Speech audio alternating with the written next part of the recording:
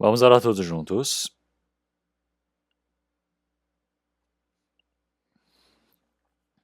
Senhor Deus, Pai, Santo e Misericordioso, que nos ama. Nós antes estávamos longe do Senhor Deus, no meio do pecado. O Senhor nos amou e teve misericórdia de nós. E quando nós ainda desconhecíamos ao Senhor, o Senhor Jesus morreu por nós, derramou o seu sangue precioso diante de nós. Que o Senhor Deus permita para que nós não sejamos julgados, mas sim o Senhor Deus nos permitiu a esperança gloriosa para entrarmos no seu reino como seus filhos amados, para entrarmos nessa imensa glória. Agradecemos por todo o seu feito. Senhor, nesse tempo precioso, nós que fomos remidos pelo seu sangue, estamos reunidos diante do Senhor Deus. Estamos louvando a imensa graça e o amor do Senhor, aprendendo a sua palavra. Estamos dentro desse rebanho santo do Senhor e agradecemos por essa santa comunhão. E nesse presente momento o Senhor Deus esteja no meio de nós, e nós cremos nisso. Que o Senhor Deus possa cuidar de cada um de nós aqui. Que o Senhor Deus possa nos sustentar através da sua mão de graça. Senhor, ainda nós somos fracos na fé, ainda nós não conseguimos viver conforme a vontade do Senhor. Muitas das vezes seguimos a vontade da nossa carne. Que através da palavra do Senhor, do poder do Espírito Santo, possa nos conduzir e sustentar através da palavra. Como filhos do Senhor Deus, o Senhor Deus nos permita para que possamos viver como seus filhos. Que o Senhor Deus permita para que possamos receber a imensa glória, elogios e honra diante do Senhor Deus. Que o Senhor Deus possa conduzir a nossa vida e sempre permitir a sua vontade. Senhor, nossas igrejas que estão pelo país, que estão pelo mundo, aqueles que estão no meio da dificuldade para guardarem a fé, para pregarem a sua palavra. Que o Senhor Deus possa permitir a palavra, o poder do Espírito Santo junto deles. Que o Senhor Deus permita para que possam depender mais do Senhor, para que o Evangelho do Senhor possa ser pregado com firmeza. Senhor, que o Senhor Deus permita para que muitos espíritos sejam conduzidos para ouvirem a sua palavra. Que o Senhor Deus permita para que muitas pessoas recebam a salvação. Senhor, que o Senhor Deus permita a graça para que nenhuma outra pessoa realmente se perca no caminho, mas que o Senhor Deus permita a graça de hoje, a palavra que nos é necessária, para que para nós também o Senhor Deus possa nos ensinar como é que nós devemos agir. Senhor, nesse presente momento, que o Senhor Deus possa nos ensinar qual o trabalho que devemos fazer, que através da esperança, da sabedoria, que o Senhor Deus possa nos preencher completamente. Oramos em nome do Senhor Jesus Cristo. Amém.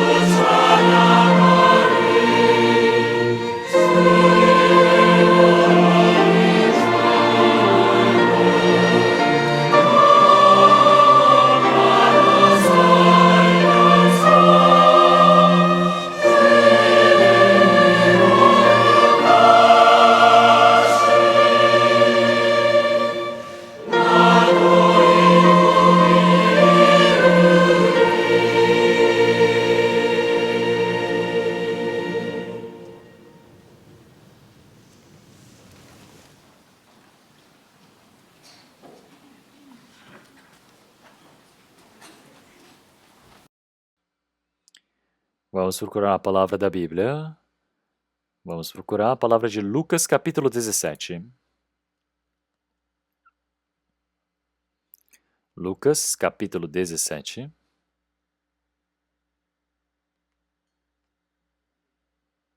A partir do versículo 5. Capítulo 17, versículos 5 a 10. Lucas, capítulo 17, a partir do versículo 5 a 10. Disseram então os apóstolos ao Senhor: acrescenta-nos a fé. E disse o Senhor: se tivesseis a fé como um grão de mostarda, diríeis a esta amoreira: desgarrai-te daqui e planta-te no mar, e ela vos obedeceria. E qual de vós terá um servo lavrando ou apacentando, a quem, vindo ele do campo, logo dirá: chega e assenta-te à mesa? E não lhe diga antes: prepara-me a ceia, e cinge-te, e serve-me até que tenha comido e bebido, e depois comerás e beberás tu?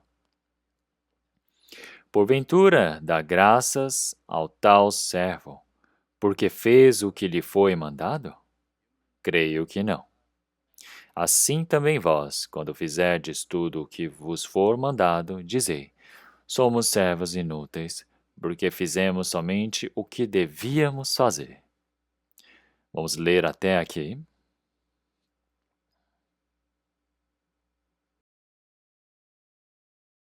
Então, dessa vez, nós tivemos o retiro de inverno no Japão, em Osaka. Então, o número total de realmente todas as igrejas, realmente todos os membros se reuniram para fazer o retiro, e também nós tivemos a abertura da Igreja Central de Osaka. Então, muitos realmente diáconos, irmãos e irmãs me acompanharam. Então, nós tivemos um bom tempo para termos a comunhão e retornamos. Então, como vocês sabem muito bem, o Japão é um país muito difícil para podermos evangelizar. Então, a personalidade dos japoneses, então, mesmo que existem vários deuses, eles não possuem uma fé exata para crer em algo. Eles só idolatram diversos ídolos diferentes a cada momento. Então, eles possuem um tal de Deus do destino, nós podemos dizer. E assim, quando nós falamos para crerem em Deus, então havia uma coisa muito errada que uma denominação herege havia feito no Japão. Então, meio que o cristianismo não tem uma boa imagem no Japão. Então, nós também até, realmente, nos nossos panfletos estava escrito: nós não somos essa denominação herege, só para podermos acalmar as pessoas. Então, nós podemos ver que esse evangelho aconteceu desde Jerusalém, foi para Roma e foi se espalhando para a Europa, para os Estados Unidos, foi pregado por todo o oeste e agora chegou ao nosso país, que está no leste extremo. E o Japão é uma ilha, está no mais extremo ainda. Então o evangelho já foi pregado até os confins de toda a terra. Então o evangelho chegou tarde na Coreia do Sul. Então quando dessa vez eu fui evangelizar no Japão também. Então o Japão, ele é o fim, é o extremo deste mundo, é o canto. Então nós sabemos que podemos dizer que é o último local para se evangelizar neste mundo, porque o evangelho já foi pregado por todos os mundos. É um país realmente tão pequeno, tão perto de nós também, mas o evangelho não está acontecendo tão ativamente, então eu me sinto responsável por eles. Então eu e os missionários e vários pastores, evangelistas que ali estão pregando esforçadamente o evangelho. Tá, é por isso que dessa vez o número de pessoas que receberam a salvação também no Japão não é tão ativo, não é tão extraordinário como na Coreia, mas está aumentando cada momento mais o número de pessoas salvas. E é por isso que também na região central de Tóquio também, e Osaka, Shinjuku, nós temos várias igrejas que fizeram a inauguração. Osaka também nós temos a igreja de Osaka, a igreja central. E dessa vez nós também preparamos uma nova inauguração para uma igreja nova. Em Osaka, então assim como em Tóquio, nós temos é uma grande cidade, então nós temos a nossa igreja ali. Então, a igreja antiga, o prédio antigo de Osaka era meio desconfortável e pequeno para termos grandes seminários, é por isso que nós limpamos, fizemos as reformas e fizemos a inauguração para que muitas pessoas, realmente do Japão inteiro, possam se reunir. E assim, todas juntas, nós fizemos a abertura, a cerimônia realmente de inauguração da igreja.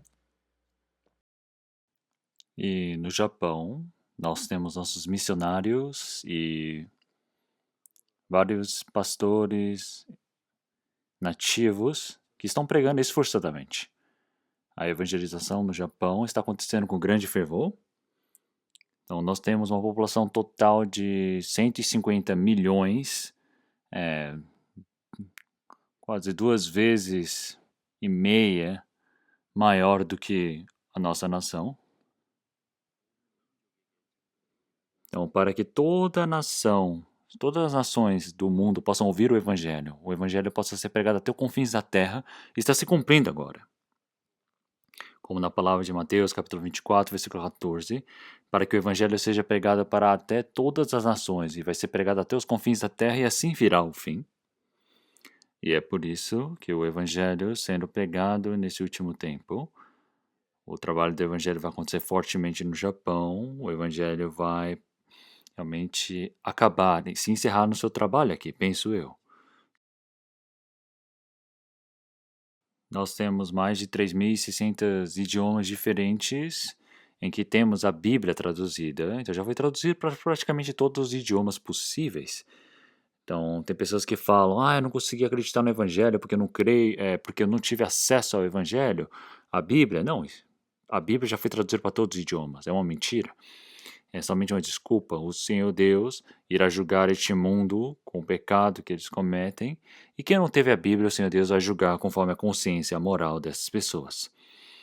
E também na Coreia e Japão estão no leste, no fim, realmente, dos continentes deste mundo. A evangelização no Japão, eu acredito, é um grande dever para nós, porque está ao nosso lado. Eu peço para que vocês possam orar bastante.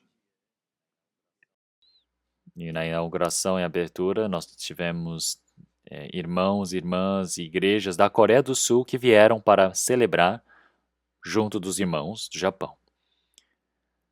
Eu peço para que vocês possam ter muita atenção e interesse em relação às igrejas no Japão e seu crescimento. Então, ontem de noite e tarde eu voltei do Japão, porque o voo era tarde. É por isso que hoje, de repente, eu fiquei pensando, que palavra que irei pregar hoje? E então pensei na palavra de Lucas, capítulo 17, para aprendermos todos juntos. É por isso que nós lemos essa palavra. Então, Lucas, capítulo 17, versículo 5. Disseram então os apóstolos ao Senhor, acrescenta-nos a fé. Acrescenta-nos a fé. Eles disseram, Senhor, nos dê um pouco mais de fé. Então, os discípulos parecem que eles estão confundindo alguma coisa aqui. Muitas pessoas, em relação à fé, têm um problema que confundem grandemente. Eles perguntam, você crê no Senhor Jesus? Ele fala, eu vou para a igreja. Aí você fala, não, você crê em Jesus? Ele fala, não, eu vou para a igreja. Então, você vai para a igreja? Ele fala, eu vou para a igreja. Então, eu não estou perguntando se você vai para a igreja ou não, eu estou perguntando se você crê em Jesus ou não. Ele fala, já que eu estou frequentando a igreja, não significa que eu creio em Jesus? Então, você frequentar a igreja significa crer? Se você se esforçar, significa que você crê? Não é isso. Então, você crê e não crê, é assim? Não, não é. Essa pessoa não crê. Porque uma pessoa que realmente tem fé, ela não tem como vir e não vir, vir ou não vir. Tá, mas as pessoas não sabem o que é fé. As pessoas que também frequentam a igreja esforçadamente, eles frequentam a igreja fortemente, fazem os serviços, fazem as ofertas esforçadamente, e as pessoas olhando para isso dizem: ah, a fé dessa pessoa é boa. Mas tem muitas das vezes que fazem isso sem ter fé. Como assim? Tem muitas pessoas que frequentam a igreja a vida toda, mas nunca receberam a salvação, não têm realmente essa fé, mas também vivem desse jeito, com uma fé diferente. Então hoje nós iremos aprender sobre o que é esta fé para nós, os salvos. Então os apóstolos eles disseram: Senhor, nos dê um pouquinho mais de fé, aumente um pouquinho mais da nossa fé.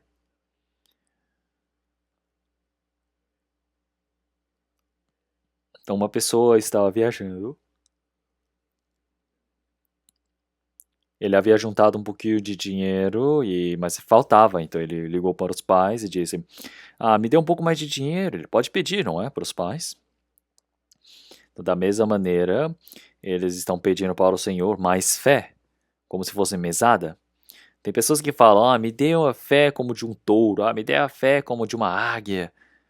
As pessoas falam desse jeito porque não sabem o que é fé. Então, os discípulos pediram ao Senhor para dar-lhes a fé. Então, o Senhor Jesus disse: se tivesseis fé como um grão de mostarda.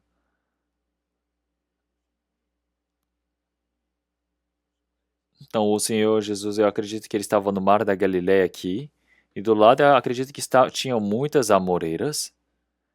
E ele disse: se tivesseis fé como um grão de mostarda. Vocês sabem o que é grão de mostarda? Então, na Coreia, eu não sei se nós temos o grão de árvore de mostarda, mas em Israel nós temos bastante. Então, a árvore de mostarda é uma árvore não tão grande, mas é mediana. Então, mas qual é o grão de mostarda? O grão de mostarda é muito pequenininha. Então, se você soprar, ela sai voando, é porque é muito pequena. E também tem outros grãos de mostarda, que são um pouquinho maior, mas mesmo assim são menores do que o arroz curto. E bem menor, bem mais fino. Então, é por isso que o Senhor disse a eles: se tivesseis fé como um grão de mostarda, direis a esta amoreira: desarraiga-te daqui e planta-te no mar, e ela vos obedeceria. Então nós, com o nosso próprio pensamento, é impossível compreendermos essa palavra. Então, a fé como de um grão de mostarda. Então, é por isso que se nós tivermos um grão de mostarda, fala, mostarda, quer dizer, a moreira saia desse chão e vá se plantar no mar. Então, a moreira arranca-se do chão e vai correndo para o mar e se planta ali, forma um bosque no meio do mar? Não, com o nosso próprio pensamento é impossível entendermos. Então, mas quando o Senhor ele conta uma verdade especial, ultrapassa a nossa imaginação. Ele traz parábolas que ultrapassam o nosso entendimento.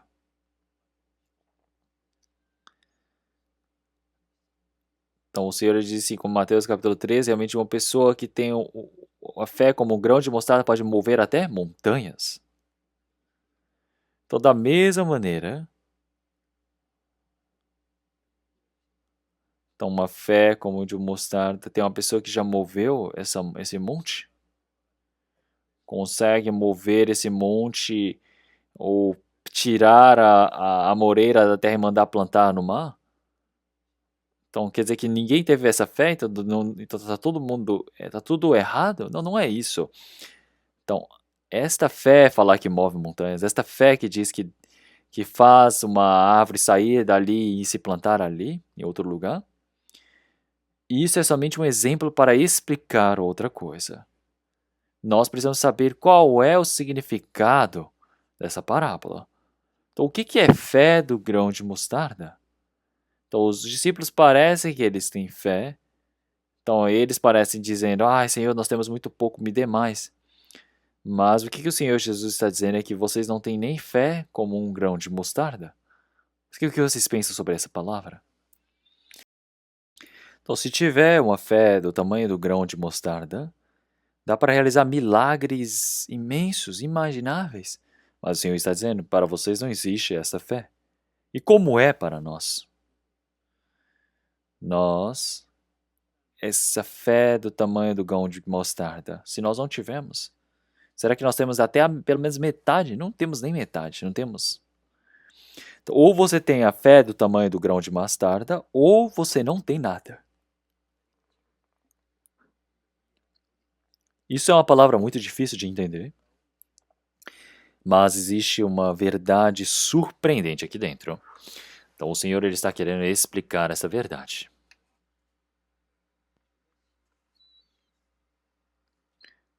Então, dentro desse grão de mostarda, é tão pequeno. Então, Israel disse que é o menor de Israel. Então, o grão de mostarda é bem pequeno, mas que quando é plantado ele se torna uma árvore onde os pássaros podem se abrigar. Então, o grão de mostarda não é uma árvore tão grande, mas é uma árvore realmente comparada à semente é muito grande. É uma árvore que cresce não em um ano, mas é uma árvore que por vários anos ela vai crescendo. Então, não é uma árvore tão grande como a de Jujubeira, aqui da Coreia. Então, lá no terraço nós temos essas duas jujubeiras plantadas lá em cima, onde os irmãos podem subir para estar em comunhão. Nós temos duas jujubeiras ali. E todo ano tem jujubas naquela árvore. E não é uma árvore de um ano, mas a de mostarda é uma árvore de vários anos. Então é uma árvore que realmente a semente é bem pequena, mas existe vida ali dentro. Então por que o Senhor ele está dizendo que é uma semente do grão de mostarda?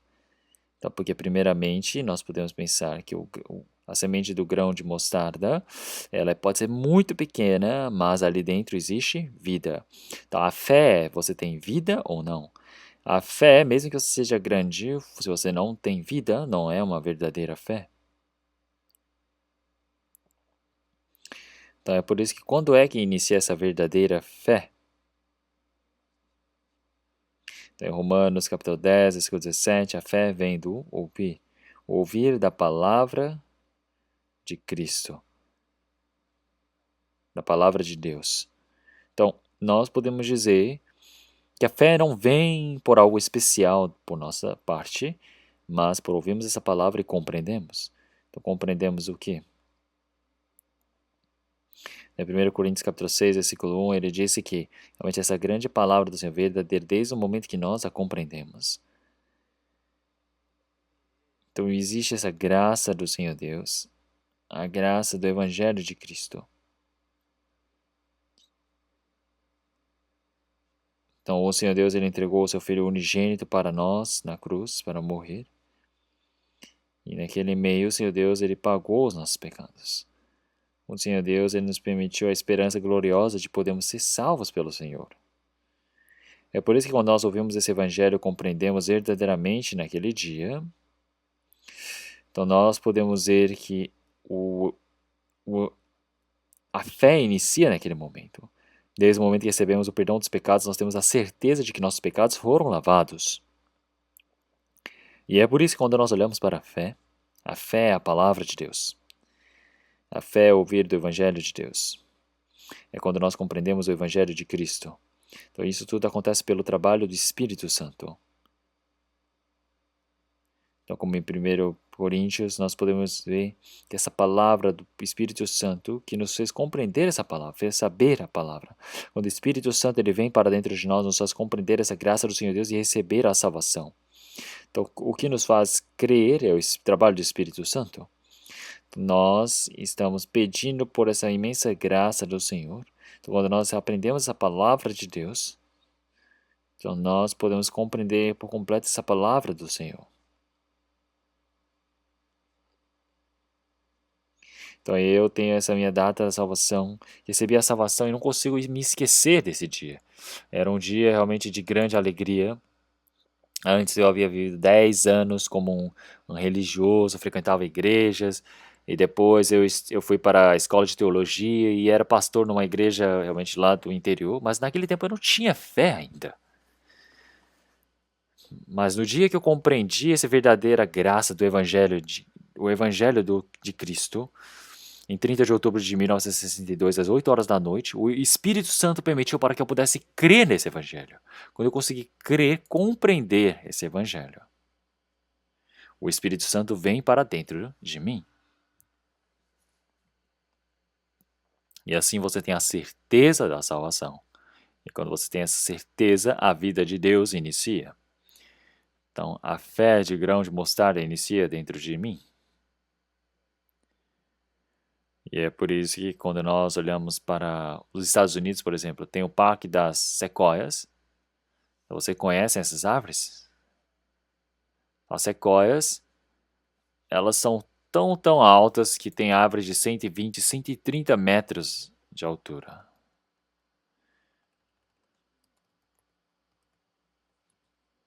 Então, uma árvore dessas, dizem que só o diâmetro dela é 26 metros. Então, realmente é muito grosso, não é? E a altura de mais de 100 metros. Então, tem o Parque das Sequoias. Então, as árvores são imensas.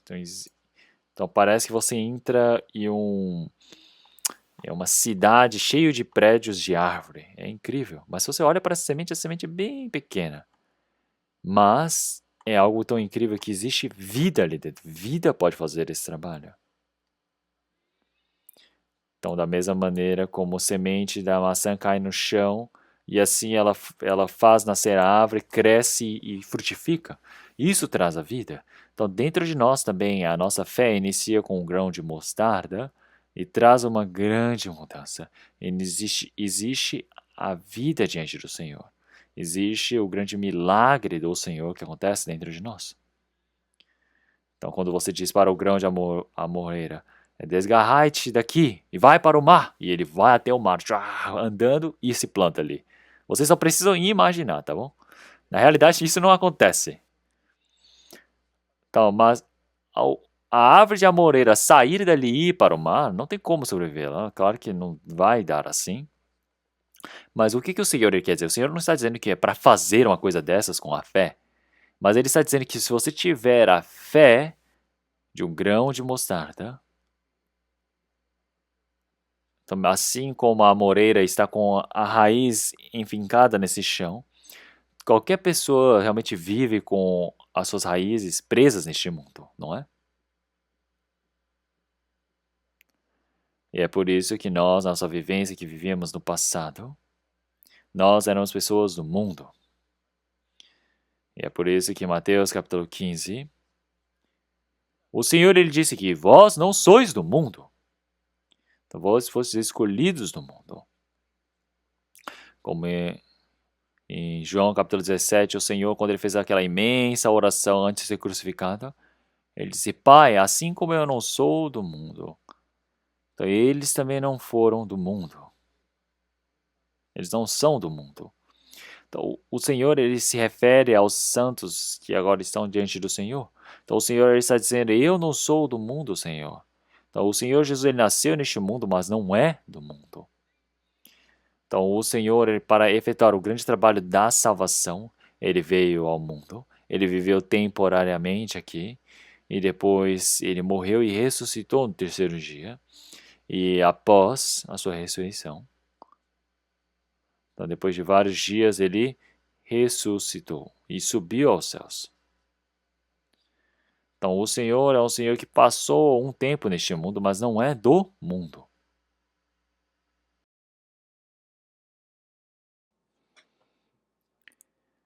Depois do Senhor Jesus ter ressuscitado, mais de 40 dias ele ficou na terra e ele subiu aos céus. O Senhor Jesus, ele disse, como eu não sou do mundo, também não sejam do mundo. Uma pessoa que recebeu a salvação, então algo que é exato, ainda está vivendo neste mundo, mas não é deste mundo. Ele é de onde? Ele é dos céus. Como em Filipenses capítulo 3, versículo 20, mas a nossa cidade está nos céus, de onde também esperamos o Salvador, o Senhor Jesus Cristo. Após ter recebido a salvação, você se torna cidadão dos céus. Quer dizer que você tem uma dupla nacionalidade. Quer dizer que a nacionalidade da nossa carne está neste mundo. Um coreano será coreano, japonês, japonês. Um norte-americano vai ser norte-americano. Dependendo de cada um do seu país, do lugar de onde ele é. Mas a nossa identidade espiritual é do reino dos céus. Nós somos estrangeiros, forasteiros neste mundo. Nós vivemos neste mundo, mas não somos deste mundo. Nós já passamos para lá. Toda a imigração já terminou. Já temos o visto. Agora, a qualquer momento, nós podemos partir. Então, isso não é uma palavra surpreendente? Então, vós não sois do mundo. Então, nós somos aqueles que fomos escolhidos pelo Senhor Deus deste mundo para ir para o reino dos céus. O Senhor Deus, ele nos retirou deste mundo. E é por isso que você ter a fé como um grão de mostarda pode fazer como a amoreira sair do chão. Quer dizer que, da mesma maneira, nós saímos dessa terra, deste mundo. Vocês conseguem entender agora, não é? Então, sair é importante, mas o maior problema é o quê? É agora ela ir até a praia para se enterrada no mar, na areia. É quase impossível, não é? Se pensarmos assim. Mas pense bem, as pessoas que recebem a salvação, têm a fé como um grão de mostarda, sai deste mundo e vai para a graça de Deus, vai para o plano de Deus, vai para o meio do trabalho de Deus. Quer dizer que para a sua vontade, nossa vida é lançada. Consegue imaginar uma coisa dessas? Quer dizer que precisa acontecer um milagre que é inimaginável? Então, eu creio se eu quero, se eu não creio se eu não quero, é isso? É frequenta a igreja, não frequento, veio e não veio, é assim? Então, isso não é fé. Como em Tiago capítulo 2, versículo 18, mas dirá alguém, tu tens a fé e eu tenho as obras. Mostra-me a tua fé e as tuas obras, e eu te mostrarei a minha fé pelas minhas obras. Um corpo morto que não tem fé está morto. Então, da mesma maneira, realmente quem tem um espírito vivo, quem tem fé precisa manifestar as obras. Se você tem fé, existe uma transformação incrível. Então, quer dizer que não é deste mundo. Então, nós somos pessoas que somos do Senhor, somos do reino dos céus. Então, após receber a salvação, pode ser que você não saiba disso ainda. Qual a transformação que você teve ainda, mas você precisa saber. Que após recebermos a salvação, nós somos pessoas que, para podermos entrar no reino de Deus, toda a nossa cidadania é transportada daqui para lá. Sabiam disso? Entenderam? A nossa cidadania está nos céus. E é por isso que, após recebermos a salvação, a vida do Senhor é plantada dentro de nós. Quer dizer que agora nós temos a verdadeira fé dentro de nós. E o resultado disso é a transformação surpreendente, maravilhosa. Então, se nós olharmos em 2 Coríntios capítulo 13, versículo 5, examinai-vos a vós mesmos se permaneceis na fé. Provai-vos a vós mesmos, ou não sabeis quanto a vós mesmos que Jesus Cristo está em vós? Então, da mesma maneira, nós realizamos exames físicos, não é? Periódicos, para vermos se eu estou doente, se eu tenho alguma doença, se eu tenho algum, por exemplo, câncer. Então, tem pessoas que falecem realmente muito rápido, não é? De forma inusitada, morte súbita, por exemplo. Então, é por isso que nós sempre realizamos exames periódicos. Quando nós realizamos esse tipo de exames, nós podemos saber, será que eu tenho uma doença ou não tenho? Eu posso ter a certeza se eu estou doente ou estou bem. Então, se eu tenho fé ou não tenho, não é por frequentar uma igreja que eu digo, eu tenho fé. É por isso que em Mateus capítulo 7, versículo 21, disse, realmente para todos aqueles que dizem Senhor, Senhor, realmente não poderão entrar no reino de Deus. Então, pela boca eles dizem Senhor, Senhor, mas dentro do coração ainda o Senhor não foi completo no coração deles. Eles não aceitam, porque quem é o Senhor? É outra coisa na vida deles. Tem pessoas que amam o dinheiro se torna o Senhor da vida deles. Eles falam, nossa, dinheiro, tu és o meu Deus, tu és a minha vida. Eles pensam que o dinheiro os protege. Eles pensam que o dinheiro vai cuidar do futuro da vida deles. Eles pensam que o dinheiro é o que o Senhor Deus é o Deus deles. Então, mas uma pessoa que tem essas riquezas, realmente ele fala: "Nossa, eu estou bem, eu estou preparado", não é? Mas disse para aquele rico insensato, como em Lucas capítulo 12, versículo 20 e 21, mas Deus lhe disse: "Louco, esta noite te pedirão a tua alma, e o que tens preparado, para quem será?" Então ele tem ajuntado as riquezas para si mesmo, mas não preparou nada para Deus. Então é uma pessoa muito insensata. Então existem muitos ricos. Mas eles pensam que essa riqueza vai protegê-los? É uma confusão que estão fazendo. E é por isso. Então, pelo mundo todo, como nós já sabemos muito bem, temos um Steve Jobs, não é? Ele criou a Apple, smartphone, ele assustou o mundo, ele trouxe imensa riqueza para o seu bolso, mas ele teve câncer no apêndice e até que ele morresse, ele havia dito: "Nossa, eu vivi uma vida realmente como uma pessoa muito insensata." Então, juntar riquezas, mas existe algo mais importante do que juntar as riquezas, porque essa riqueza eu não consigo levar para lugar nenhum. Não tem como cuidar da minha vida, não tem como me dar a felicidade. Mas eu vivi somente por isso. É por isso que eu vivi como uma pessoa realmente ignorante, disse ele. Então, os ricos, quando chegam perto da morte, eles ficam realmente em choque, porque olhem para os ricos da Coreia do Sul. Realmente, um deles escreveu numa carta dizendo: as minhas riquezas realmente vão ser de quem? Quem vai comprar essa minha grande mansão? Os meus melhores carros, essas chaves, vai ser de quem? Eu não sei. Então, depois de falar coisas realmente em vão, ele foi sem forças. Então, você juntar as riquezas. Tem pessoas que pensam que esse é o objetivo da vida deles. Mas nós sabemos que essas pessoas são pessoas que não conhecem a Deus. São pessoas que pensam que vão ver 100, 1000 anos. Mas o Senhor está dizendo: esta noite te pedirão a tua alma. Então, Provérbios capítulo 27, versículo 1, ele disse para você não se orgulhar do amanhã, não se vangloriar do amanhã. É por isso que Jeremias capítulo 45, versículo 5 também. Disse para não buscar coisas grandiosas para si mesmo. Então não busque coisas grandiosas para si mesmo, porque isso é uma pessoa realmente muito insensata. Então nós, a qualquer momento, somos pessoas que precisamos ir para diante do Senhor Deus.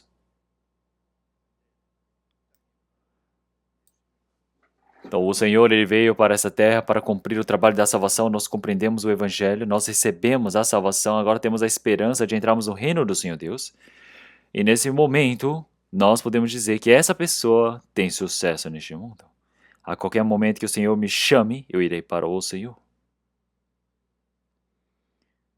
Então essa pessoa, ele está dentro da vontade, do plano de Deus. Ele foi salvo. E é por isso, quando nós recebemos a salvação, a vida no Senhor inicia. Quer dizer que a vida do Senhor inicia ali dentro. É por isso que em 2 Coríntios capítulo 13, versículo 5 diz: Examinai-vos a vós mesmos se permaneceis na fé, provai-vos a vós mesmos, ou não sabeis quanto a vós mesmos que Jesus Cristo está em vós, se não é que já estáis reprovados. Quer dizer que se nós recebemos a salvação, Cristo está em nós. Isso é algo incrível. Uma pessoa que recebeu a salvação, ele tem Cristo dentro de si, mesmo que não saiba, o Espírito Santo está dentro dele. Agora precisamos aprender isso. O Senhor está dentro de mim. E agora Ele é o dono da minha vida. É por isso que Romanos capítulo 8, versículo 9 também. Vós, porém, não estáis na carne, mas no Espírito, se é que o Espírito de Deus habita em vós. Mas se alguém não tem o Espírito de Cristo, esse tal não é dele. Então nós recebemos a salvação, nós somos o quê? Cristãos. Quem não recebeu a salvação não é cristão. Ele é somente um religioso. Então cristão é aquele que Cristo vive dentro dele. Então, nós temos o Espírito de Cristo dentro de nós. É por isso que nós somos ditos cristãos. Então, o Espírito de Cristo está dentro de nós. Como em 1 Pedro, capítulo 1, versículo 23, agora nós temos nascido de novo, não para as coisas corruptíveis, mas para a semente, para as coisas incorruptíveis. Então, a palavra de Deus se tornou a semente e foi plantada dentro de nós, para vivermos a nossa vida para sempre ao lado da palavra de Deus. Então, a palavra de Deus que está para sempre habitando. E assim nós compreendemos a graça do Senhor Deus e recebemos a salvação. E agora, dentro dessas pessoas, existe o Espírito Santo. Então, tem pessoas que dizem que receberam a salvação, mas não sabem se o Espírito Santo está dentro dele. Então, é uma pessoa que ainda não sabe se recebeu a salvação ou não recebeu a salvação, pode estar confundindo ainda. Então, mas quem recebeu a salvação, o Espírito Santo está dentro de nós. Nós podemos dizer, aleluia, amém.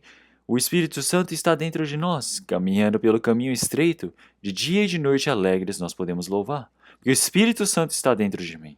O Senhor está dentro de mim. Não é algo surpreendente? Como em Gálatas, capítulo 2, versículo 20, eu já fui crucificado com Cristo. Então, uma pessoa que recebeu a salvação, nós podemos ver no testemunho de apóstolo Paulo, realmente é o mesmo. Então, eu fui crucificado com Cristo. Então, quando o Senhor Jesus ele morreu na cruz, realmente todos já morreram, não é? Da mesma palavra como 2 Coríntios capítulo 5, versículo 14. Porque o amor de Cristo nos constrange, julgando-nos assim, que um morreu por todos e logo todos morreram. Quer dizer que o Senhor Jesus morreu, então eu morri também. Quer dizer que o Senhor ele morreu por mim. Então eu morri junto dele. É por isso que eu fui crucificado com Cristo. Isso tudo acontece pela fé. Então não sou mais eu quem vive, mas Cristo vive em mim. Então uma pessoa que recebeu a salvação, agora eu já não existo, eu já fui o quê? Sepultado, eu já fui enterrado. Da mesma maneira como é o batismo, nós entramos na água, quer dizer que nós fomos mortos, saímos. Então quer dizer que quando entramos na água, somos sepultados, somos mortos para este mundo. Então, quando nós recebemos a salvação, nós podemos dizer, nossa, eu morri com Cristo e agora fui sepultado com Ele. Não é mesmo? Então agora já não sou mais eu quem vivo, mas Cristo vive em mim. Então o Senhor como uma vida dentro de mim. O Senhor como o dono da minha vida. Então o Senhor ele está presente dentro de mim, não é mesmo? Então isso precisa ser algo exato. Não é somente por palavras. Então o Senhor está dentro de mim e eu estou dentro do Senhor, não é mesmo? É por isso que, quando o Senhor está dentro de nós, Ele é o que? Senhor, Ele é dono. Então, realmente, vocês me chamam Senhor, Senhor, mas não obedecem às minhas palavras. Então, o Senhor, quer dizer que é o dono da minha vida, é por isso que o chamamos Senhor. Então, agora, dentro da minha vida, nós agora vivemos conforme a vontade do Senhor Deus. Então, que faça a vontade de Deus. Então, porque o Senhor é o dono. Então, nós vivemos conforme a vontade do Senhor. E é por isso que nós precisamos saber realmente qual seja boa, agradável e perfeita vontade de Deus. Nós precisamos viver conforme essa vontade do Senhor Deus. E é por isso que uma pessoa que recebeu a salvação, agora pode dizer, eu morri com Cristo na cruz. Então agora eu também estou vivo com Cristo. Não sou mais eu quem vive, mas Cristo vive em mim. Isso não é uma doutrina, isso não é somente um entendimento, um conhecimento. O Senhor ele precisa viver dentro de mim. O Senhor é dono.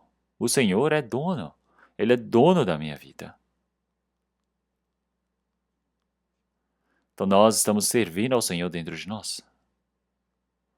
Então nós falamos, eu preciso ir para algum lugar, mas eu vou para um lugar onde o Senhor ele não se agrada tanto. E você diz, Senhor, fica aqui em casa, tá bom? Eu vou ali e já volto. Porque o Senhor não vai gostar daquele lugar. Aquele lugar é um lugar que não é para você. Eu vou para lá e o Senhor pode descansar aqui em casa, tá bom? É assim? O Senhor Jesus vai dizer, vai e volte, tá bom? Vai com cuidado. É assim? Não. O Senhor Jesus é um Senhor que diz, eu vou junto e vai vir junto. Então o Senhor está dentro de mim, eu vou levá-lo para qualquer lugar? Hã? O Senhor, ele se agradando ou não, é algo que só precisa me agradar e eu estou bem? Não, não é assim. Então, o que o Senhor Deus ele se desagrada, eu preciso estar realmente me afastando daquilo. Se o Senhor ele se agrada, eu preciso me aproximar. É por isso que em 2 Coríntios capítulo 5, versículo 9, pois que muitos desejamos também ser lhes agradáveis, quer presentes, quer ausentes. Então, viver ou morrer, presente ou ausente, nós precisamos servir ao Senhor. Se eu agrado ao Senhor, eu fico vivo, então eu viverei. Mas se a morte agrada ao Senhor, eu morrerei. Então, viver ou morrer, nós precisamos nos esforçar, dedicarmos para agradarmos ao Senhor Deus. Porque quando nós estivermos diante do Senhor Deus, o Senhor, ele verá realmente se nós vivemos conforme a vontade do Senhor Deus. Então, nós todos estamos diante do trono do Senhor, do juízo do Senhor. Então, nós somos pessoas que agora vamos ser julgados tudo conforme temos vivido neste mundo. Será que eu vivi conforme a vontade do Senhor Deus ou não? Será que eu vivi conforme o Espírito Santo ou conforme a carne? O Senhor há de prestar contas. E assim é dividido o bom, o bem e o mal. É diferente do bem e o mal, da moral deste mundo. Então, o Senhor ele virá dentro do tribunal. Realmente, será que nós vivemos conforme a vontade do Senhor Deus ou não? Vivi conforme a carne ou vivi conforme o Espírito Santo? E cada um vai ser julgado diante do Senhor Deus. Sabiam disso? O que vocês vão fazer? Vão viver ainda do jeito que vocês querem? O Senhor que nos salvou agora. Então, toda a nossa vida, todo o coração, toda a vontade, toda a vida, Ele se entregou. Ele nos amou primeiro. E é por isso que nós usamos todo o nosso coração, toda a força, toda a vida. Nós entregamos tudo ao Senhor para servirmos ao Senhor. Isso é a graça diante do Senhor Deus, de termos sido salvos. Isso é responder ao Senhor. O Senhor. O Senhor primeiro, Ele nos aceitou. A vida de fé não é uma vida religiosa. Então ele não, como algumas pessoas dizem, não é brincadeira, não é hobby. O Senhor Jesus, Ele morreu por nós. Ele morreu por nós. E nós, como devemos fazer? O que o Senhor ele vai nos dizer? Então, sedes fiéis até a morte. Ser fiel até a morte, dar-te-ei a coroa de vida. Então, isso não é para nos dar somente sofrimento, mas sim para dar maior glória. É ser fiel até a morte. Não é a ponto de não morrer, é a ponto de morrer. Se é para morrer diante do Senhor Deus até o fim. Isso é a maior vitória que nós podemos ter. O Senhor, para nos salvar, Ele morreu e ressuscitou. O apóstolo Paulo, por Cristo, ele sofreu a vida toda e morreu. O apóstolo Pedro também. Ele foi crucificado e morreu de cabeça para baixo. Não existe nenhum apóstolo que viveu idoso, na tranquilidade. Não, todos eles morreram sendo fiéis ao Senhor. Então nós podemos viver a nossa vida ali, assim, assado? Não. Então será que eu realmente, como a amoreira, saí do chão da terra? Será que aquela árvore que estava plantada na terra saiu? Será que agora estou indo para o mar? Eu fui plantado no mar? Então esse mar, ele não está falando o mar aqui que nós temos, o oceano. Está falando esse mar, o mar de Deus. É onde existe o plano de Deus, a vontade de Deus, tão imenso. É lá que nós somos plantados, ali. Então é como existe aquele cântico, não é? Então muitas pessoas realmente estão no parte rasa das águas e olham para as ondas do mar. E o coração se enche mais. Então nós precisamos sair daqui, precisamos ir para o mar imenso, a imensidão do mar. Então, da mesma maneira, na nossa vida, nós temos o plano de Deus. Nós precisamos entregar a nossa vida para o plano de Deus. Então, agora tudo pelo poder de Deus. Eu viver ou morrer. Para agradar ao Senhor Deus, para fazer a vontade dEle. Isso é a vida de um cristão. Então, o Senhor, Ele não está dizendo somente para pessoas especiais, não. É para todos os cristãos. Isso é a verdadeira fé. Isso é o resultado da fé verdadeira. Então, isso parece difícil? É fácil. Se nós recebemos a ordem, viva do jeito que você quer, é muito difícil.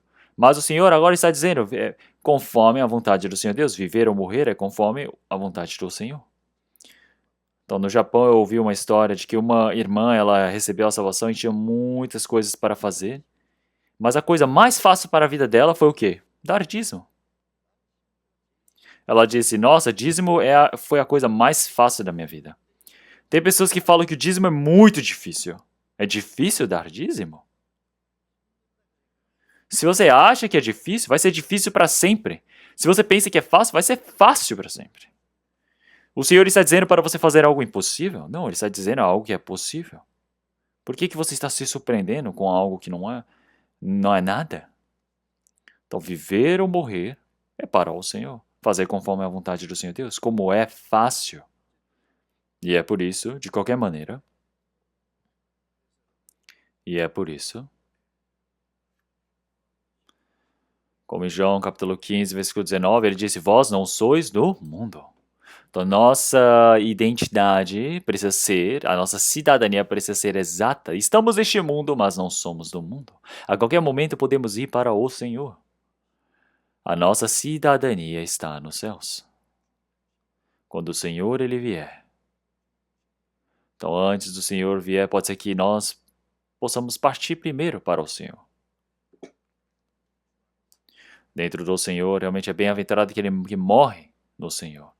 Sim, diz o Espírito, para bem descansem dos seus trabalhos, as suas obras o seguem. Então, bem-aventurados os mortos que desde agora morrem no Senhor. Então, tem pessoas que vivem do jeito que querem, mas não pode, não está certo. Isso é uma grande vergonha diante do Senhor.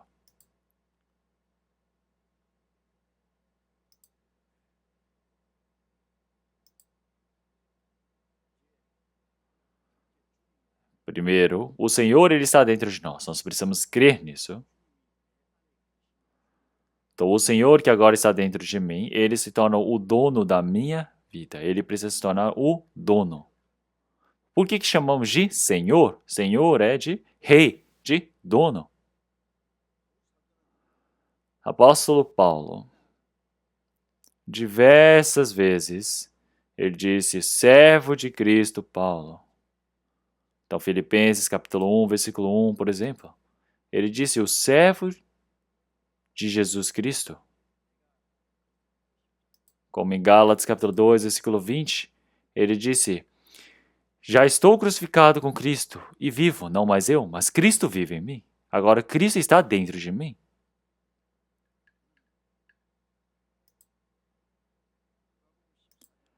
Como em Lucas capítulo 14, versículo 26 e 27, se alguém vier a mim e não aborrecer a seu pai, e mãe, e mulher, e filhos, irmãos, e irmãs, e ainda também a sua própria vida, não pode ser meu discípulo.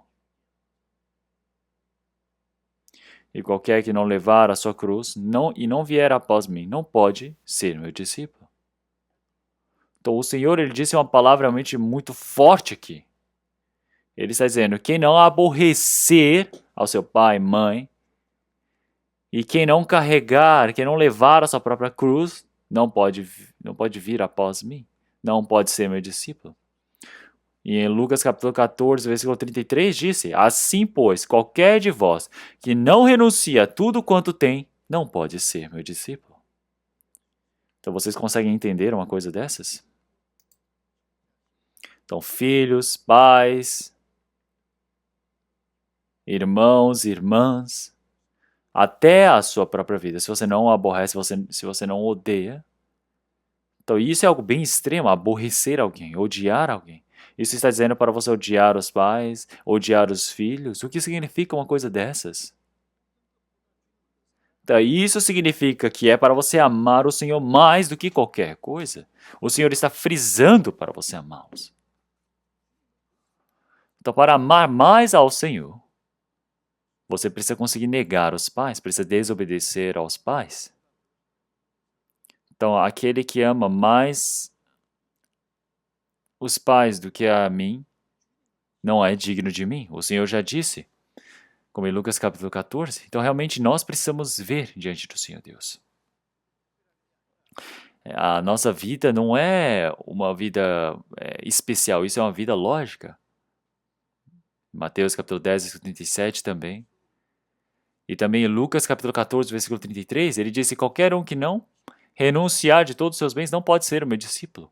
Então, onde estão os meus bens? O Senhor é o meu bem. Se o Senhor lhe diz para viver, eu vivo. Se ele diz para morrer, eu morrerei. Se o Senhor lhe diz para fazermos, eu faço. Se diz para não fazer, não faça. Então, se existe alguma coisa, é tudo do Senhor. E não existe nada que eu possa fazer do jeito que eu quero. E é por isso que nós podemos dizer que isso é a raiz se soltando da terra. Então, tem pessoas que ainda não conseguiram tirar realmente a raiz da moreira, então não conseguem plantar nada. Para nós plantarmos alguma coisa diante do Senhor Deus, precisamos tirar, realmente sair dali. Então, da mesma maneira, nós entregamos a nossa vida diante do Senhor Deus por completo. E pela graça, pelo plano do Senhor Deus, o Senhor Deus, ele faz o quê? Plantar. Eu preciso plantar a minha vida na palavra do Senhor, na vida do Senhor. Esse é o resultado do Evangelho verdadeiro. E é por isso que em Lucas capítulo 17, versículo 7 diz: E qual de vós terá um servo lavrado ou apacentando, a quem, vindo ele do campo, logo dirá: Chega e assenta-te à mesa? Então aqui lembra um servo. Então nós temos servos que estão cuidando do campo, que estão cuidando das ovelhas, fazendo vários trabalhos, fazendo o trabalho do dono, não é? Porque está no campo, apacentando, lavrando, e vindo do campo, logo dirá o quê? Nossa, você se esforçou bastante, agora venha, descanse um pouco. É assim? Não, não é, jamais. O que ele diz aqui? Depois que ele volta, ele diz o quê? Ah, venha à mesa, venha comer conosco? Não, jamais. O dono se senta ali e ele disse: Enquanto eu estou comendo e bebendo, você vai fazer o quê? Você vai me servir. E depois que me servir, pode comer. Então o servo vai o quê? Reclamar? Ele vai dizer: Nossa, ô senhor dono, você não sabe o quanto que eu me esforcei? Como é que pode agir desse jeito comigo? Olhe para suas ovelhas ali é uma bagunça, não me obedecem, foi tão difícil. Eu quase morri, eu me esforcei muito, me dediquei muito. Estou cansado, estou com sede, estou com fome. Mas, vindo aqui para casa, enquanto eu como e bebo, você está dizendo para o quê? Eu ser servo e servir? Ah, eu não consigo mais ser servo. Será que ele vai dizer uma coisa dessas?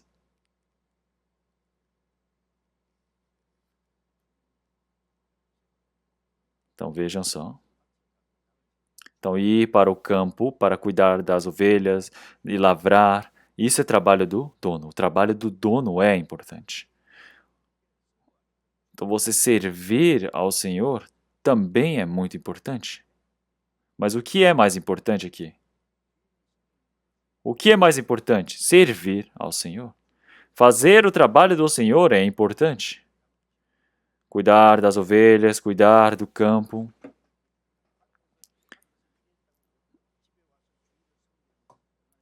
Então, só porque você estava cuidando do campo, você diz, já fiz o trabalho suficiente, agora eu vou descansar. Não. Cuidar, fazer o trabalho do dono é importante, mas servir ao Senhor, você precisa fazer o quê? Melhor ainda, é mais importante. O que isso significa? Então, nós pregamos, nós fazemos nosso trabalho, o serviço dentro da igreja, tudo isso é trabalho do Senhor. Como em Colossenses capítulo 3, não devemos fazer como se fizéssemos aos homens, mas como se fizéssemos a Deus. Em nossa vida, nós servimos a Cristo Jesus, assim como nós fazemos ao Senhor. Precisamos fazê-lo da mesma maneira. Então, o marido para a esposa para o marido, os pais para os filhos, tudo isso é um trabalho que o Senhor Deus ele deixou para nós, eu preciso fazê-lo. Eu não posso reclamar. Então, no trabalho também é a mesma coisa. Só porque eu ganho pouco de salário, eu falo, eu não vou trabalhar, eu vou criar as coisas assim só pela metade. Não, não é. O trabalho que eu recebi ali é o trabalho que o Senhor Deus ele me deu. Eu preciso fazer como se o Senhor ele tivesse realmente me observando e estivesse recebendo. Então, se essa pessoa faz assim para o Senhor, com certeza o Senhor há de retribuir. Se o dono da empresa não consegue te ceder, não consegue te dar o que você precisa, não se preocupe, o Senhor há de retribuir. Então, uma irmã nos Estados Unidos, ela foi para o shopping.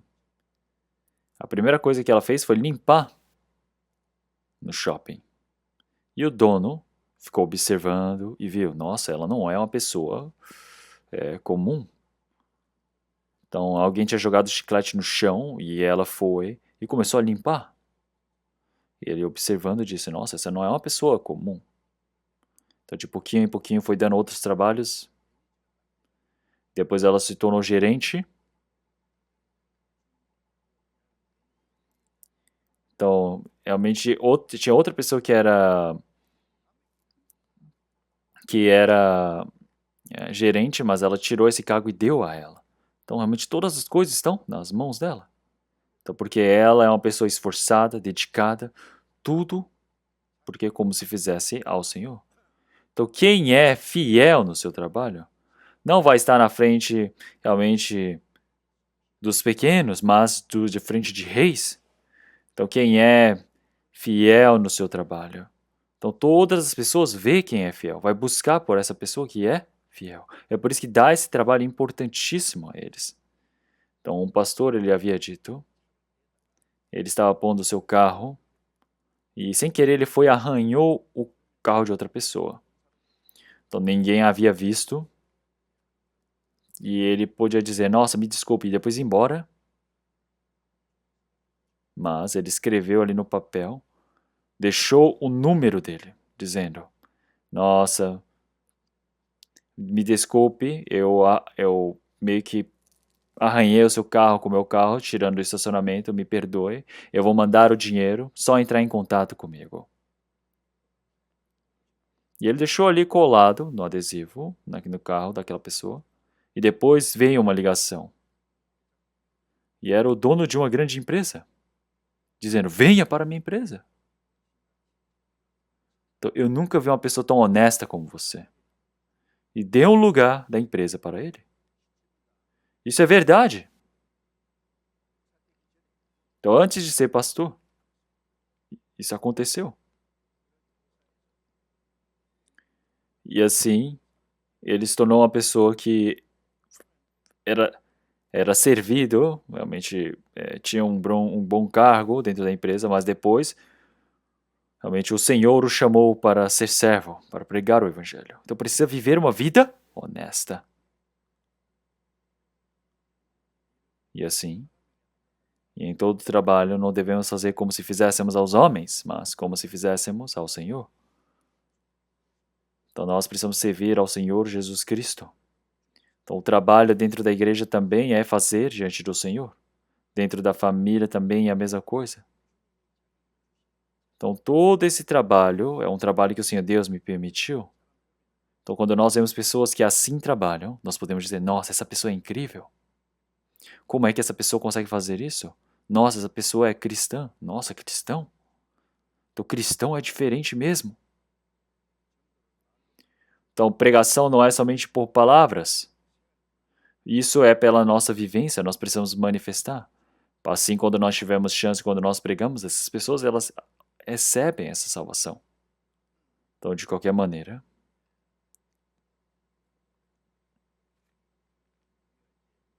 então agora nós temos um campo, nós agora estamos cuidando das ovelhas, lavrando.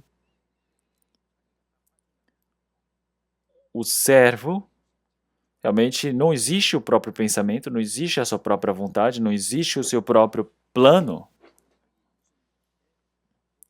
Será que existe a sua própria decisão, o seu pensamento, o planejamento próprio? Não, não existe nada disso. Servo é servo.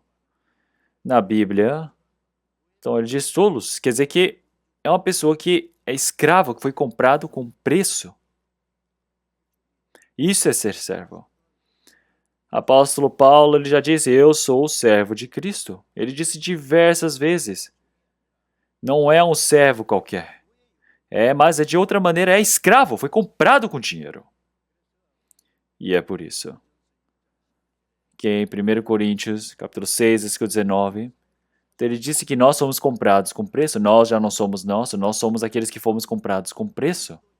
É por isso que o corpo e o espírito fomos comprados com preço. O nosso corpo foi comprado com preço diante do Senhor Deus. E é por isso que agora precisamos dar glórias ao Senhor com o nosso corpo.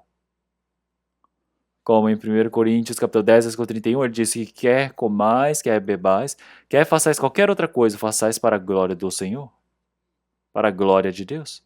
Então, uma pessoa que recebeu a salvação, não existe o seu próprio pensamento, seu próprio desejo, nada se aplica ali.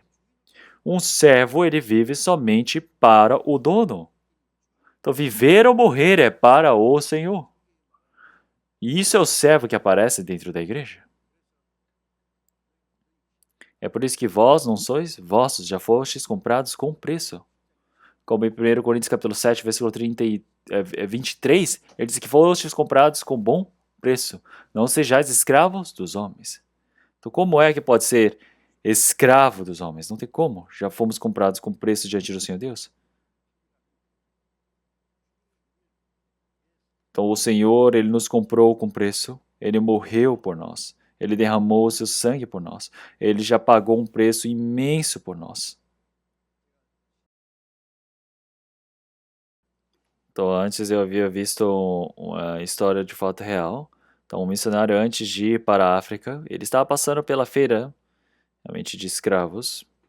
Ali estão comprando, vendendo escravos, não é? Como se comprasse produtos.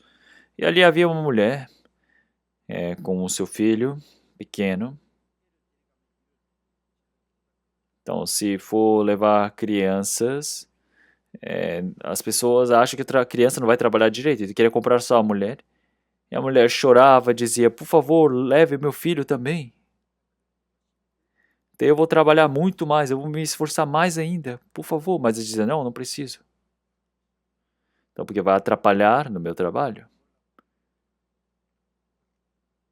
Então a criança chorava, a mãe chorava. Depois que se separam, não tem mais como se encontrarem, não é? Porque são escravos. E aquele missionário vendo aquilo, ele perguntou, quanto que é? E ele deu mais dinheiro e disse, eu vou comprar. Ele comprou os dois, deu o dinheiro, e aquela mulher estava olhando para o novo dono, pensando, para onde que será que ele vai me levar? Mas ele foi e rasgou a papelada. E disse, eu não comprei você para ser a minha escrava, mas você agora está livre. Então viva muito bem com seu filho. Então a mulher olhando para aquilo, então aquele homem, o pastor que havia comprado, Então ela foi e pegou o filho e disse: por favor, Senhor. Então eu estava lendo essa história. Então era fato real. E a mulher, ela ficou pedindo: por favor, nos leve.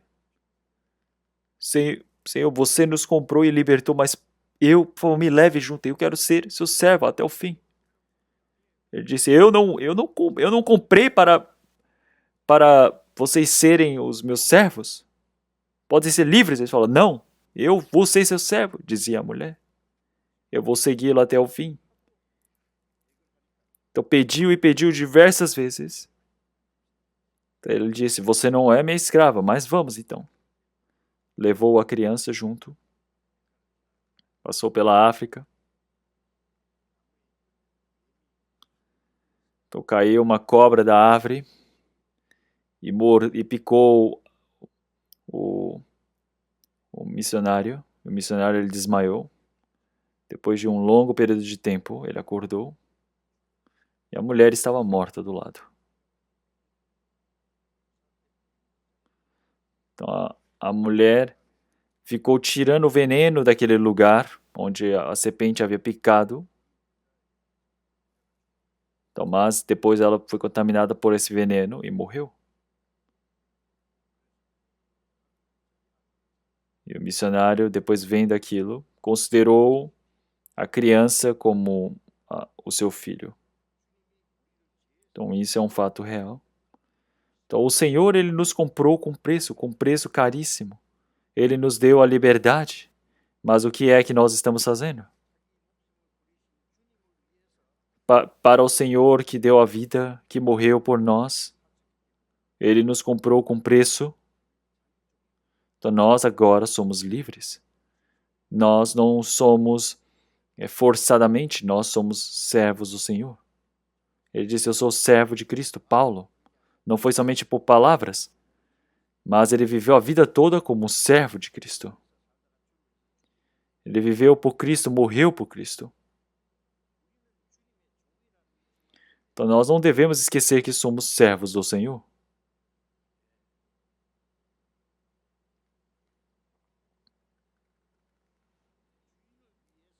Então um servo é aquele que desiste completamente da sua vida pelo dono. Então ele só existe para o dono. Isso é o servo que a Bíblia diz. Isaías, capítulo 52, versículo 13. 700 anos antes de Cristo já foi escrito na Bíblia. Então o Senhor, ele disse: o meu servente, o meu servo, há de ser exaltado nas grandes alturas. Então ele disse que o Senhor Jesus é o seu servo. Em Filipenses capítulo 2, versículos 5 a 8, ele diz: para terdes em vós esse sentimento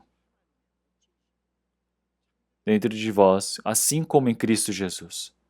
Então o Senhor Deus, o Criador de todas as coisas, ele é a mesma coisa que Deus, mas ele veio com o formato de escravo, de servo para este mundo. Ele deixou o seu trono, a sua reputação e veio para este mundo como servo. Então o Senhor Jesus, ele não é homem, é Deus que se veio com o formato de homem. Ele veio com o formato de homem e se fez homem neste mundo. E não somente como homem, mas ele se tornou escravo. Ele rebaixou a si mesmo. Ele se sujeitou até a morte de cruz. Então, o Senhor, para nos salvar, ele veio para este mundo tão baixo, tão sujo. Ele nasceu do corpo de uma virgem. Ele cresceu como uma criança pobre de carpinteiro. Quem é que vai chamá-lo de Cristo? Quem é que vai chamá-lo de Senhor? Ninguém. Mas mesmo que não reconheçam, não importa. Durante 3 anos e meio, em sua vida, quanto sofrimento o Senhor Jesus ele passou. E na cruz também.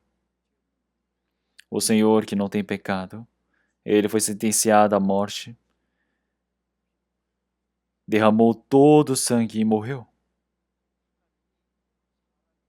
Então, o Senhor, ele se fez escravo dos homens para salvar o pecador, para dar a sua vida. Ele se fez o que? Servo de Deus. Como na palavra de João, capítulo 13, versículo 13 a 15, o Senhor Jesus lavando os pés dos seus discípulos. Ele diz: vocês me chamam de mestre e senhor e fazem bem, pois eu sou. Mas assim como eu tenho lavado os vossos pés, como senhor e mestre, então laveis os pés um dos outros. Então façais a mesma coisa que eu vos tenho feito a vós outros. Então na Palestina nós temos o quê? Estradas de asfalto, tudo concretado? Não é. Ali é tudo sandália, cheio de areia. Eles andavam com os pés expostos o dia inteiro, então o pé ficava totalmente sujo, cheio de odor, cheio de suor. A primeira coisa que o servo faz é lavar os pés do dono. Ele traz na bacia e lava os pés do dono.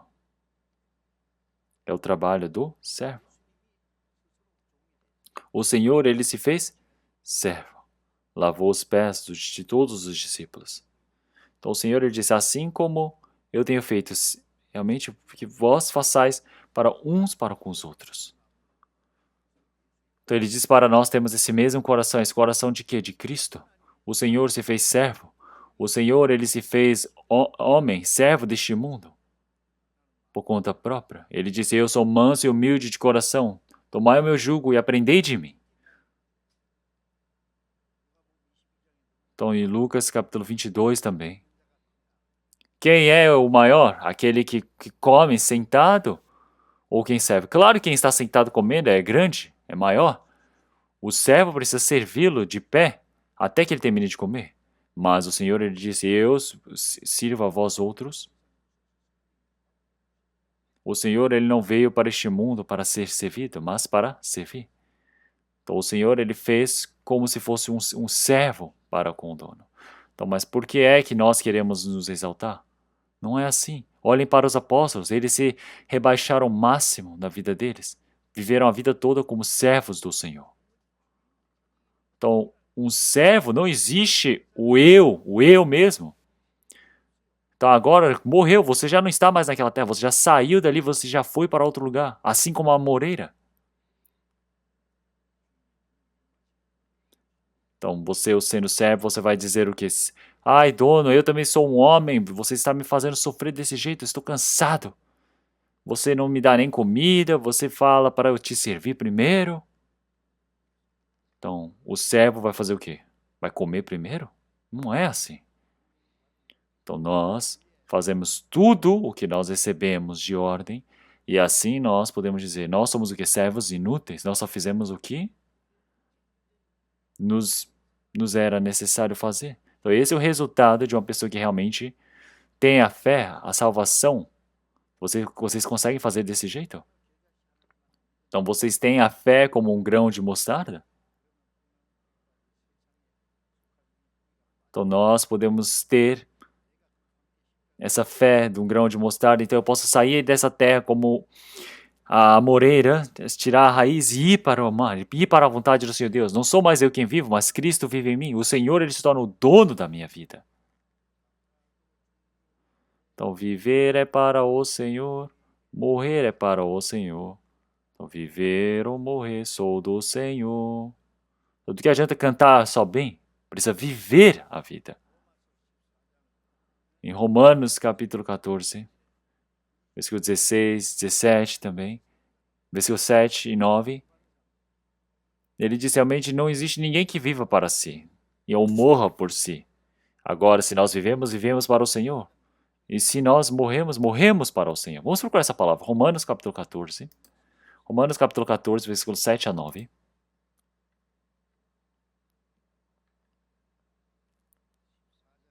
Capítulo 14, versículo 7. Versículo 7 ao 9. Vamos ler todos juntos devagar. Porque nenhum de nós vive para si, nenhum morre para si. Porque se vivemos, para o Senhor vivemos. Se morremos, para o Senhor morremos. De sorte que, ou vivamos ou morramos, somos o Senhor. Porque foi para isto que morreu Cristo, e ressurgiu, e tornou a viver para ser Senhor, tanto dos mortos como dos vivos.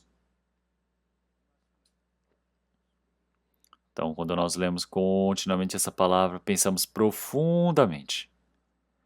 O apóstolo Paulo está dizendo, realmente qualquer pessoa dentre nós que tenha recebido a salvação já não vive por si. Não existe ninguém que morra por si, não é mesmo? E então? Então nós precisamos dizer, sim, é verdade, é isso mesmo. Então, mas eu falo, ixi, mas eu não sou. Então qualquer um que é cristão dentro de nós já não vive por si, não morre por si. Nós não temos mais liberdade para vivermos por nós mesmos, nós não temos o direito de morrermos por nós mesmos. Qual seja o trabalho que eu faça, viver ou morrer. Então viver é para o Senhor, morrer é para o Senhor. Então é por isso que viver ou morrer, nós somos o quê? Nós somos do Senhor. A propriedade é do Senhor. Já não existe mais. Já não sou eu. Se eu ficar dizendo, aquilo é meu, eu estou roubando. Então a propriedade é do Senhor. O Senhor, Ele nos comprou com preço. Ele nos deu um grande valor. Ele nos fez grandes servos do Senhor.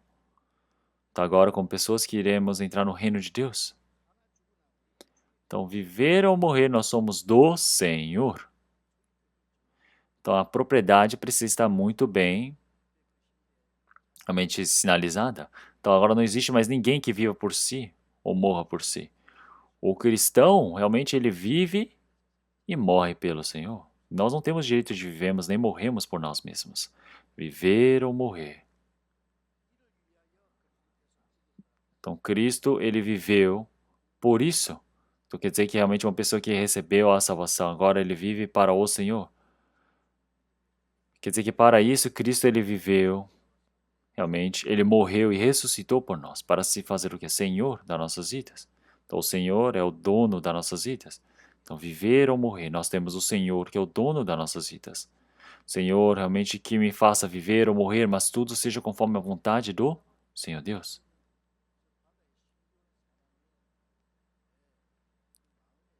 Então esse é o coração de uma pessoa que foi arrancada realmente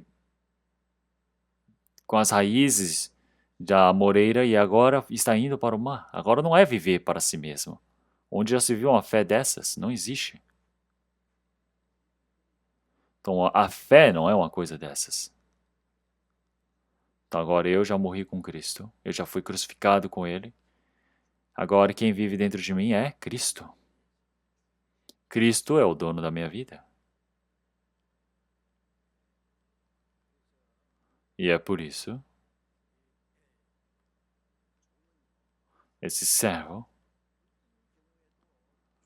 Então qual seja a hipótese, ele não deve reclamar, ele não deve desafiar o seu dono. Ele só existe o quê?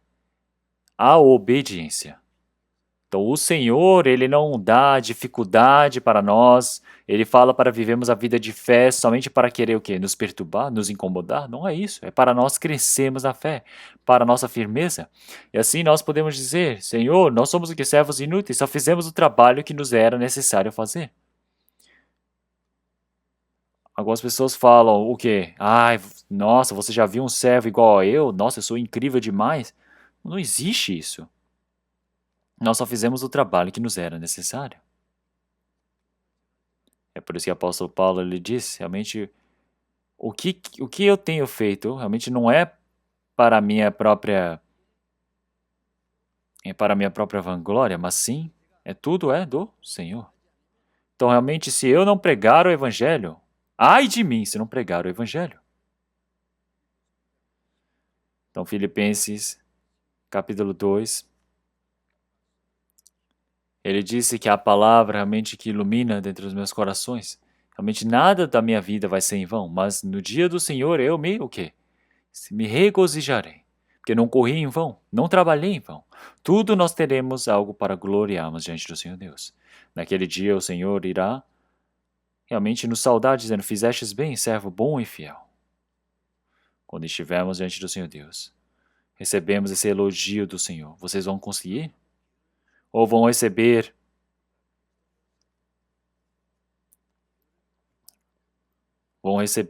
realmente o Senhor nos chamando de servos maus, preguiçosos? Não podemos ser assim. Então nós, como servos de Cristo, nós vivemos silenciosamente conforme o Senhor. Então Cristo sofreu por nós. Então nós não murmuramos. Alguém nos xinga, mas não xingamos de volta. Alguém nos ameaça, mas não ameaçamos de volta. O Senhor Jesus, ele disse o quê? Nossa, vocês sabem quem sou eu, seus malditos? Foi isso? Não. O Senhor foi como uma ovelha que vai realmente para a tosa e foi tosado realmente silenciosamente, como o que vai para o matadouro silenciosamente. Da mesma maneira, nós todos podemos ver. Qualquer um que queira seguir ao Senhor precisa carregar a sua cruz e vir até mim. Então, isso é a fé verdadeira diante do Senhor Deus. Esse é o resultado. Entenderam? Então, vamos viver assim. Entenderam? A vinda do Senhor está muito próximo. Então, nós temos certeza disso. O que eu sinto aprendendo na Bíblia continuamente é que o Senhor ele virá logo no nosso tempo. Está muito perto. Claro que é uma felicidade nós morrermos e irmos para o Senhor, mas é uma maior felicidade, bênção nós nos encontrarmos com o Senhor enquanto Ele está, enquanto estivermos vivos nessa terra. Então, para que nós possamos nos encontrar com o Senhor sem nenhuma vergonha, como cristãos verdadeiros, que nós possamos seguir ao Senhor de forma silenciosa, nós precisamos ter uma fé crescida de igual a esta. Vamos orar? Senhor Deus, Pai, Santo e Misericordioso, nós, quando desconhecíamos ao Senhor, o Senhor nos amou primeiro. O Senhor teve misericórdia de nós. Recebeu todo o castigo e a maldição que nós merecíamos receber. Senhor, através do seu sangue precioso, fez com que os nossos pecados pudessem ser lavados para sempre. Sem nenhum preço a ser pago por nós, nós nos tornamos salvos, filhos do Senhor, fomos comprados com preço. Senhor, agora somos do Senhor. O restante das nossas vidas, o Senhor é o dono da nossa vida. Senhor, vivemos neste mundo, mas não somos mais deste mundo. Nós somos pessoas que fomos escolhidos para o Senhor, para o seu rebanho.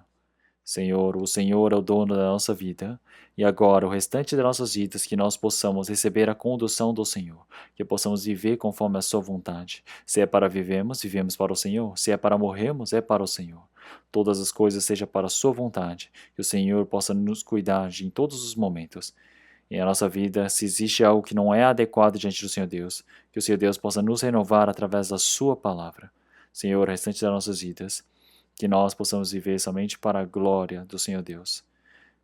Que nós possamos estar diante do Senhor Deus sem nenhuma vergonha, que assim nós possamos nos encontrar com o Senhor no reino dos céus. Nós oramos em nome do nosso Senhor Jesus Cristo. Amém.